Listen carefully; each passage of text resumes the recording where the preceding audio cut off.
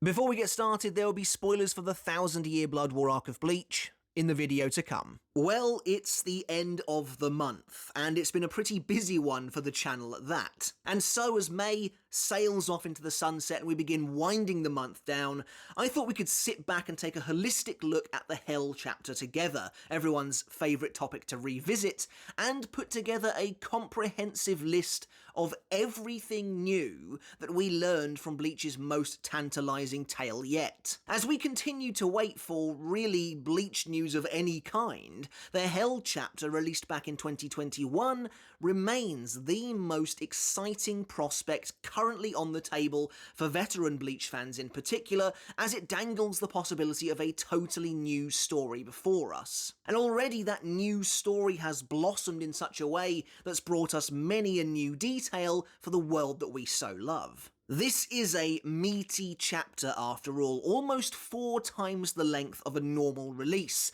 and so there's an awful lot here to dissect. And I'm not just talking about the big, obvious changes and the new plot points either. There's a ton of smaller details here too that you might have either overlooked or simply forgotten. So consider this something of a refresher as well, a dive back into hopefully the future of Bleach to come. The chapter, titled New Breathes from Hell, teases the start of a new arc revolving around the as of yet almost completely unexplored realm of Hell, save for a brief appearance at the start of the story, followed up by a non-canon movie many years later. The chapter is set at the furthest point in the present-day timeline that we have ever seen, but it does share elements that have been carried over from chapters 685 and 686, which saw the end of the 1,000-year Blood War arc, skipping ahead 10 years. Certain character designs, for example. Hopefully I've managed to pick out everything new here, but if I've missed anything at all, please do let me know down in the comments. Anyway, let's have a look back through the Hell chapter of Bleach to see what new details it brought to the world. Does an almost 3-year-old chapter really constitute as new? Is this just a thinly veiled reason to reread the chapter again?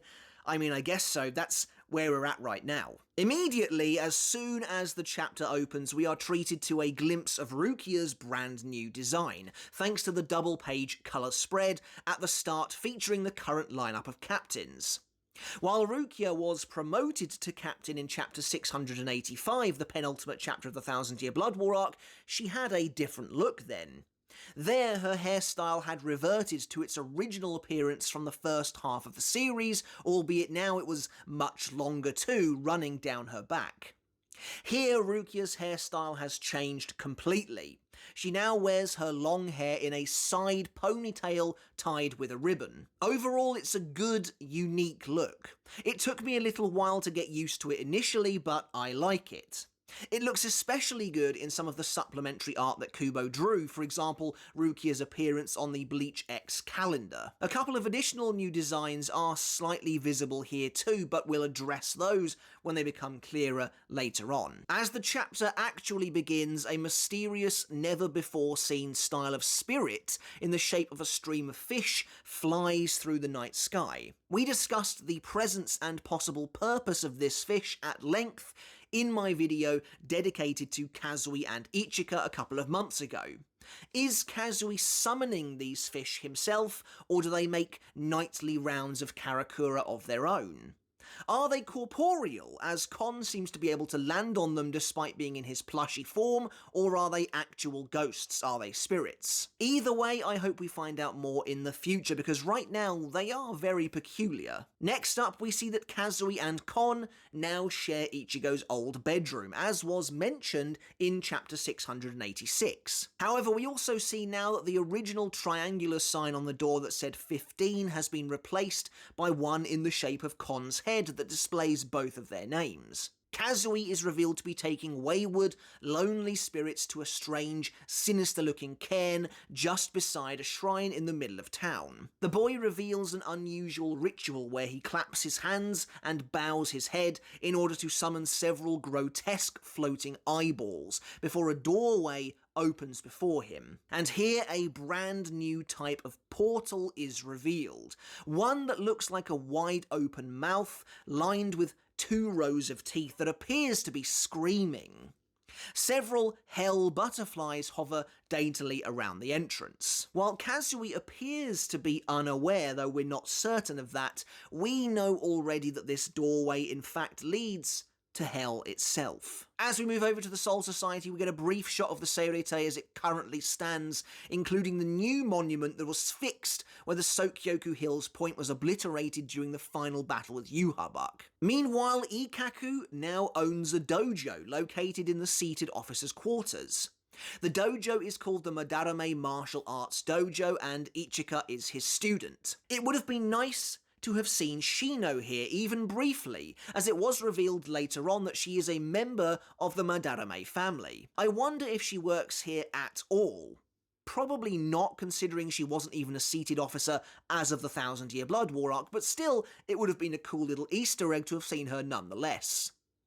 Ikkaku's design has also changed slightly since the last time we saw him, chapter 685. He no longer wears the gold armor plating on his arm that he took up after the battle with Aizen. During their small sparring session, Ikkaku reveals that Ichika and Kazui have at least some kind of a relationship.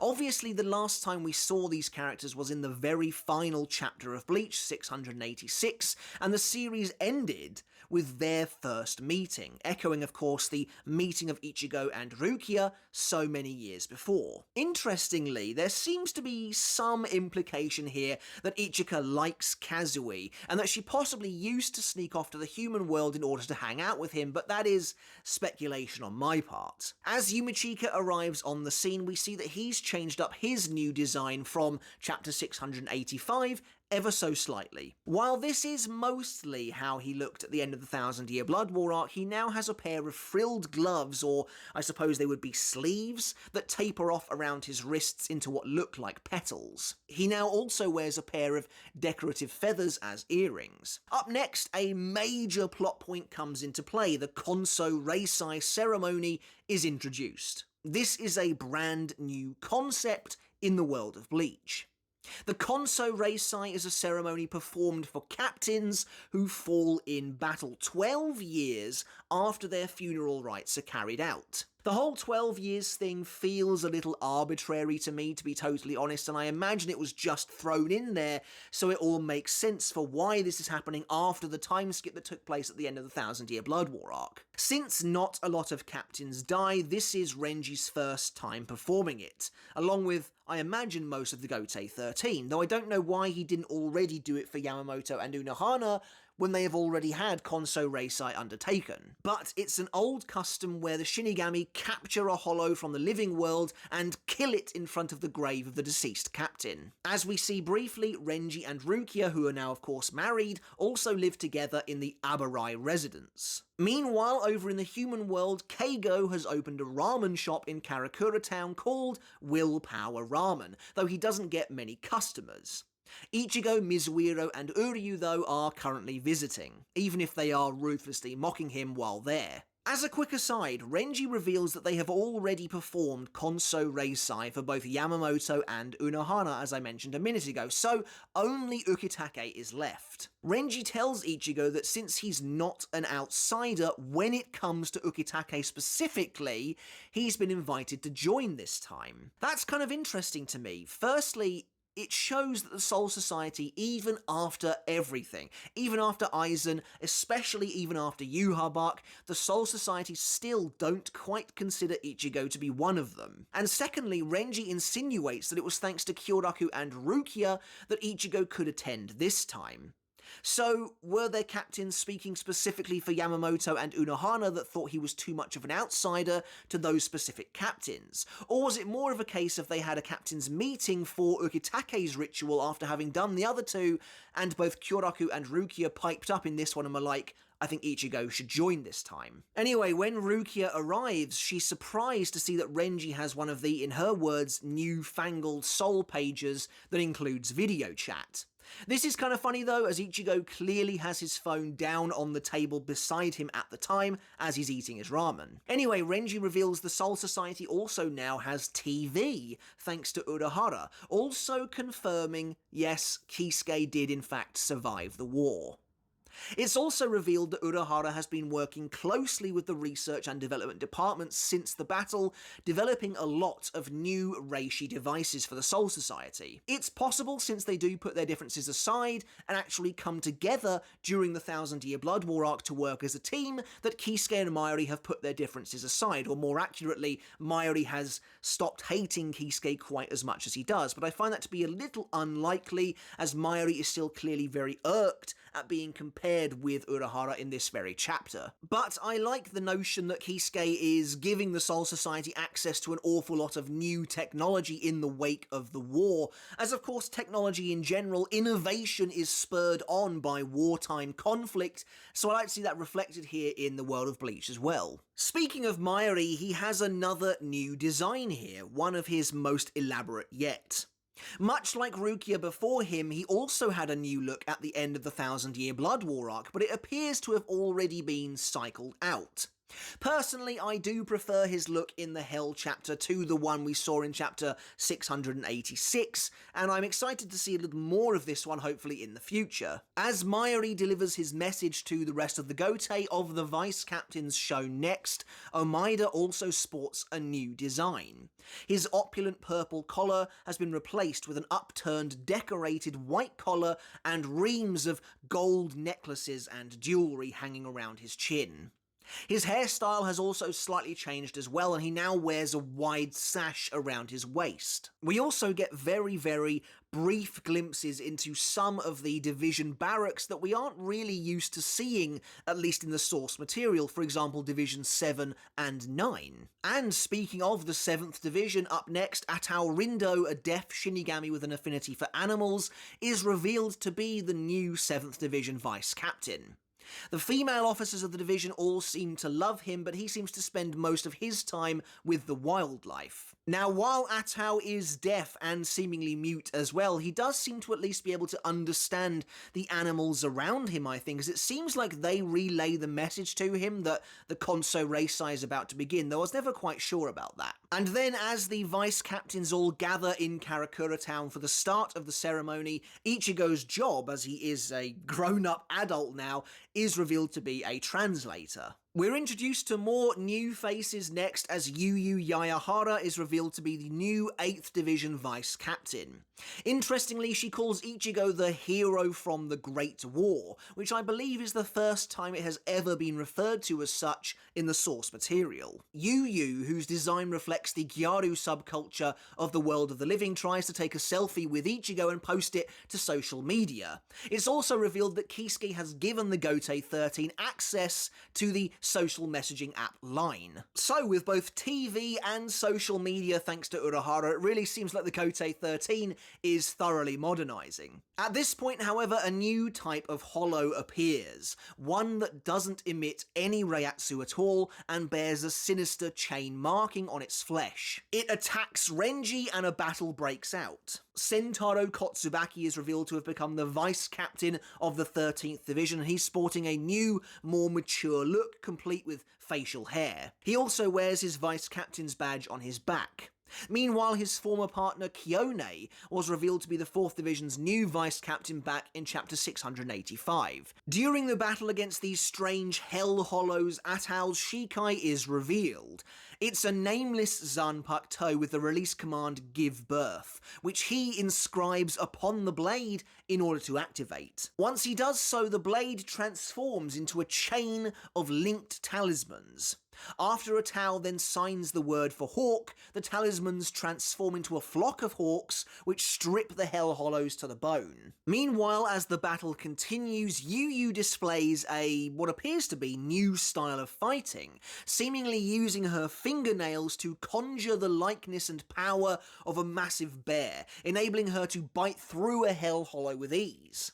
It's entirely possible that she's already released her Zanpakuto and her fingernails are her Shikai, but we've got no way of knowing for sure. Akon, seen here in his vice captain outfit for the first time, displays a new type of technique involving some kind of unusual technology again. We don't really have any idea what this is. But as he successfully kills a Hell Hollow, he's attacked from above by a second one. But Izuru returns for the first time since his his surprise appearance in chapter 654, now dressed in a new hooded outfit, and kills the creature by striking his own foot with Wabisuke, increasing his weight to the point where he simply crushes the Hell Hollow underfoot. As Renji prepares to join the fight and help out his fellow vice captains after lightly scolding Ichika for following him into the human world, one of the strange Maw-like portals opens up beside him, and who should return but the former 8th Espada, Szayelaporro Granz, now taking on the form of a jailer of hell. Revealing that he was cast into hell upon his death, he is the first returning face from this new sinister realm that we've seen so far. Now, Szayelaporro was shown to have fallen to hell many years ago as part of a tie-in one-shot that was released as promotional material for the 4th Bleach movie. But since that movie is non-canon, we can consider the one-shot to be non-canon too. Szayelaporro going to hell is clearly just an idea that Kubo wanted to keep around. But as he emerges from one of these mouth-like portals, Szayelaporro has a completely new design. He's now dressed in a black and purple robe, leaving half his chest exposed. One of his arms has now decayed to the bone and is cloaked in a sinister black flame. His hollow mask remnants are totally missing, and his hollow hole has now manifested outside his body as a large ring upon his back. The bottom half of his outfit is a mess of shadowy black tendrils, revealing a pair of boots underneath. Like the Hell Hollows, Szayelaporro is covered in chain-like markings, and one of his eyes is missing. He also seems to have some kind of what looks like a gemstone or something in his chest, but I'm not entirely sure. Finally, representing his agony and suffering that's been bubbling under the surface, a pair of curved horns burst out of the side of his head, completing his new demonic look. While we don't see any evidence whatsoever of Szayelaporro's old abilities here, he can now freely control a multitude of chains and use them to impale and slash at his targets. As Szayelaporro does just that to Renji, stabbing him with multiple chains as he tries to escape with his daughter, Ichigo arrives, revealing the current state of his Zanpakuto as he slashes through the chains with ease. He's not currently wielding the dual blades of his true Shikai, but instead a combined form that merges the sword and the sheath, giving his Zanpakuto an appearance that's similar to its design of old. Back in the Soul Society, as the captains gather around Ukitake's grave, we see that Rose has a new Hayori design. It's very, very short, like a waistcoat, and similar to how Tenjiro wears his. Soifon also has a new Hayori design too. It now features bespoke clips by the arms, enabling it to break apart when she uses Shunko. Strange purple globules of energy appear in the air of the Seirete, and they don't seem to be disappearing either. Kyoraku reveals that they are called Phosphoplasm of Hell. Kyoraku then explains another brand new concept unique to this chapter: Spirit Class. It's an old scale used by aristocrats to measure the class of one's Ryoryoku level, indicating the density of spiritual pressure found within Reishi. Now, all Shinigami are made up entirely of Reishi, as Reishi is essentially spiritual matter. It is kind of interesting, and I like that it's referred to as being an old scale, an old system, as this is the sort of thing that you can imagine the noble houses of old really using as the basis of prejudice back in the day, basically looking at the overall quality of someone's Reishi. For example, a normal company member, so your average Shinigami essentially, has 20th class Reishi, pretty low down, while a vice captain might have either 5th or 4th class. 3rd class and above is reserved for captain level Shinigami only. I wonder if someone like Aizen or Ichigo has 1st class, or if theirs is off the scale. It's also revealed that when a Shinigami dies, their body, which is composed of Reishi, turns into pure Reishi and is reclaimed by the Soul Society. However, those with 3rd class or above Spirit Class Reishi, so very, very dense, rich Reishi, can't be reabsorbed into the Soul Society without aid. It's at this point in the chapter that the truth that links the two new concepts introduced here, the Konso Reisai and Spirit Class, is revealed. The Konso Reisai ceremony that they have been conducting presumably since the start of the Gotei 13 has actually been sending captains to hell rather than helping them pass on peacefully. Considering the notion that the captains were being sent to hell is an old wives' tale, that implies to me at least that at some point somebody knew this to be true and it has kind of fallen into myth for many years since. So it wouldn't surprise me, to be honest, if the very old captains, the original Gotei 13, sent them to hell, maybe even on purpose as punishment for dying for being so weak during such a violent and terrible era. And over time that notion has slowly disappeared. Or else how is anyone supposed to actually know that the captains have gone to hell without maybe going there themselves? Szayelaporro reveals as well that the balance between the worlds has now collapsed. The disappearances of both Yhwach and Aizen, whose power was great enough to hold the doors of hell shut, has caused hell to now break free and threaten to spill over. Yhwach, of course, was killed at the end of the 1,000-Year Blood War arc, and his corpse has been repurposed as the new Soul King due to its residual power, while Aizen is back deep within Muken. Presumably this is enough to snuff out his Reiatsu, especially considering his prison uniform binds his power closer to him. What I'm curious about is, did either Aizen or Yhwach know of the effect their essentially latent power was having on the balance of the worlds in hell? And Szayelaporro reveals that at least 3 former captains are now in hell, and each have been given a new title. Court Guard founder Yamamoto, Death Sword Unohana, and Kamikake Godsworn Ukitake. For unknown reasons, Ukitake Shikai Sogyo no Kotowari is now absolutely massive in size as he impales Szayelaporro. And as Szayelaporro is dragged back into hell, he leaves Ichigo with the surprising revelation that hell butterflies actually have some connection to this sinister realm after all. Hence their name, it's kind of been there right before our eyes all this time. But with that, that's the end of the chapter and of the video, guys. As always, I really hope you enjoyed it. I think I found every new thing revealed in the Hell chapter, details both big and small, but like I said, do please let me know in the comments if I missed anything. I'd love to hear your thoughts on all of this new information collated into one place. What's your favourite piece of new world building and lore that the Hell chapter introduced to us, and what would you like to see from the series moving forward? How would you like to see it use some of these new characters and concepts? Alright guys, but that's it for the video. As always, I want to end by giving a massive shout out and saying a huge thank you to my wonderful supporters over on Patreon. I really do appreciate each and every one of you so very much. Your support continues to mean the absolute world to me.